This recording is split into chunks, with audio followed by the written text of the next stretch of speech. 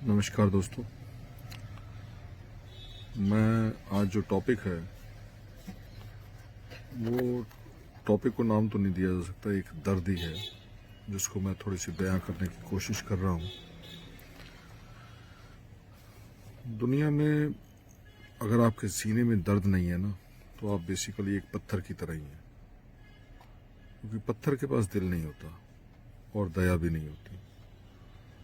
तो अगर आपके पास दया नहीं है ना, तो आप समझ लेना कि इंसान तो हम लोग पैदा हुए हैं पर बेसिकली पत्थर ही है। मेरे को याद आता है जी, 2000 का समा था, गुजरात में भूचाल आया हुआ था और मैं 6-7 दिन अपनी दुकान पे नहीं गया था। तो 7 दिन हम यहाँ से सामान इकट्ठा करते रहे, ट्रक में भिजवाते रहे, क्योंकि बेसिकली दिल जो था ना वो मोम का था, पत्थर का नहीं था। 2-4 बारी उनकी दशा देख के आंसू भी निकले। सो ये जो आदत है ना, ये जाती नहीं है। इसको बड़ी बारी कोशिश किया कि हम एक ज़िंदगी जो है अपनी स्वार्थी ज़िंदगी जी लें, पर नहीं जी पाए। और उन दिनों में ट्रक भर के भेजना आसान नहीं था, पर जब आप सड़क पे आ जाते हैं तो काफ़ी लोग आपके साथ जुड़ जाते हैं, तो ये काम आसान हो जाता है। 2014 में कश्मीर में भूचाल आया, तब भी यही हालात थे। सामान जो थे उसमें ये नहीं देखता, क्योंकि सबसे बड़ी बात ये होती है कि जब आप देशभक्ति की बात करते हैं ना, तो देशभक्ति का सिलेबस जो है वो सारा साल चलता रहे, पर इसके कुछ एग्जाम्स होते हैं जिसको कहा जाता है नेशनल डिजास्टर के टाइम पे। उन पेपरों में पास होना बहुत ज़रूरी होता है।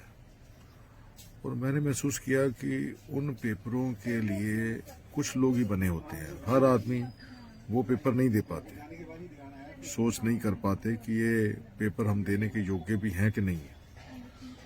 और ये जो ऐसी आपदाएं होती हैं, जब देश के ऊपर संकट आता है, तो इन मौक़ों पे वो पेपरों में पास होना बहुत लाजमी होता है। तो कुछ लोग इसमें पास होते आए हैं। उड़ीसा में 1999 में सूखा पड़ा था, तब भी काफ़ी वो जो मोम वाले दिल हैं ना, जो पत्थर के नहीं होते, वो उस समय भी वहाँ पहुँचे थे।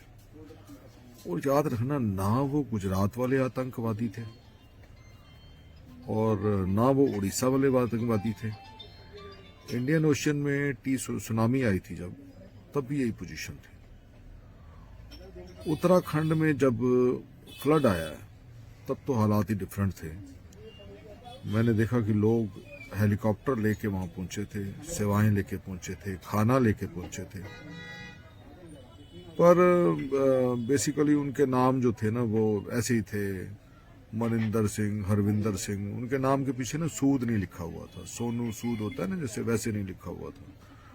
तो मीडिया में आने के लिए ना आपके नाम के पीछे भाटिया, सूद, शर्मा लिखा होना जरूरी है। जैसे सिंह लिखा होता है ना, तो फिर मीडिया अभी से कोई ऐसा नहीं है कि उसको आप किसी की गोद में कह लें, वो शुरू से ऐसा है। अगर मीडिया ने काफ़ी समस्याओं को ठीक तरीके से दिखाया होता, अब तो मीडिया का जो प्रसार है वो बहुत बड़ा हो चुका है। मुझे तो याद है कि 1984 के वक्त भी एक दूरदर्शन ही था, 3 दिन इंदिरा गांधी की लाश को दिखाता रहा।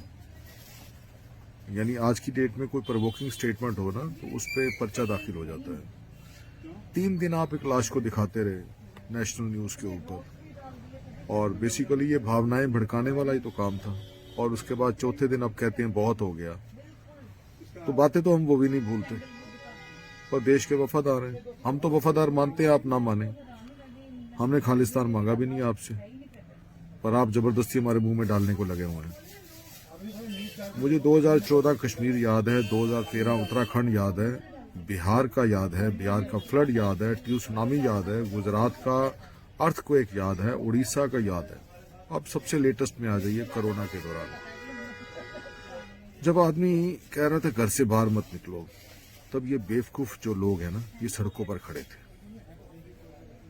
और इन बेवकूफों को इनकी बीवियों बच्चों ने भी नहीं रोका, क्योंकि बीज ही सारा खराब है। सारे के सारे बेवकूफ हैं, ये बेवकूफ हैं अव्वल दर्जे के। आज क्या हुआ कि आज वो किसानों के सम्मेलन की जो आंदोलन है उसकी अगुवाई कर रहे हैं कुछ पगड़ी वाले।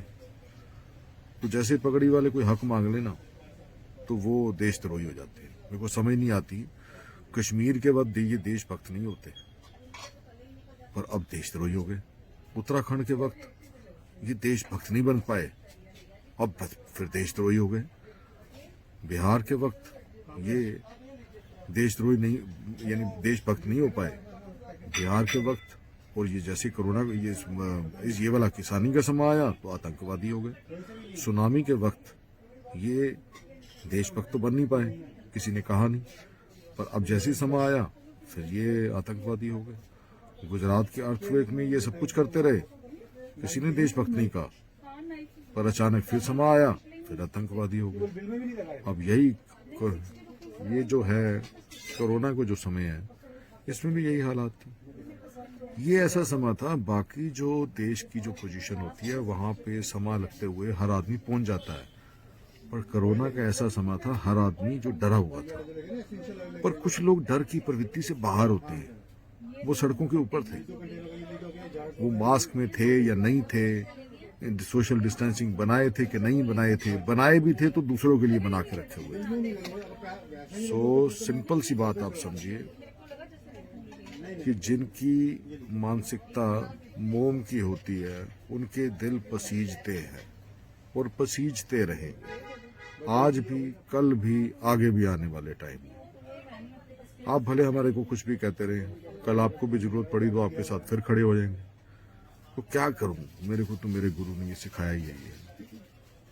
सो उम्मीद है मेरे गुरु को आप धारण करें। और एक बात और ध्यान रख लेना, धार्मिकता जो है ना वो भय और भाव कहते हैं प्यार से, इन दो चीजों में बटी होती है। या भय के कारण आदमी धार्मिक होता है या भावों के कारण। सो इन दो चीजों को आप याद रख लेना।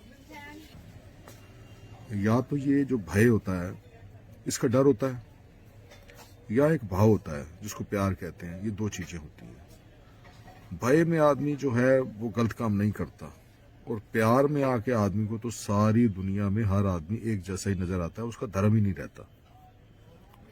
सुबह इतना ही समझना, बाकी आप मंदिर दिलों में बनाएं यार, मेरी एक ही इल्तिजा है। जमीनी मंदिर जरूर बनाइए और दिलों में जरूर बनाइए, इससे जो है ना इमारत बहुत ऊंची जाएगी और देश भी बहुत ऊंचा जाएगा। और आतंक जो है ना वो बेसिकली भलाई का भी आतंक होता है। जब आदमी कोई ज्यादा भला कर ले ना उसका भी आतंक हो जाता है। तो मेरे ख्याल से उस हिसाब से आतंकवादी आपका कहना ठीक है। शुक्रिया जी, मेहरबानी है, आप लोग सुन लेते हैं, पढ़ लेते हैं, देख लेते हैं, पर दुखी दिल से बता रहा हूं कि हमने कभी आतंक की नहीं सोची, पर पता नहीं क्यों हम आतंकित ही दिखते हैं। आप अनफॉर्चुनेट। मेहरबानी, शुक्रिया।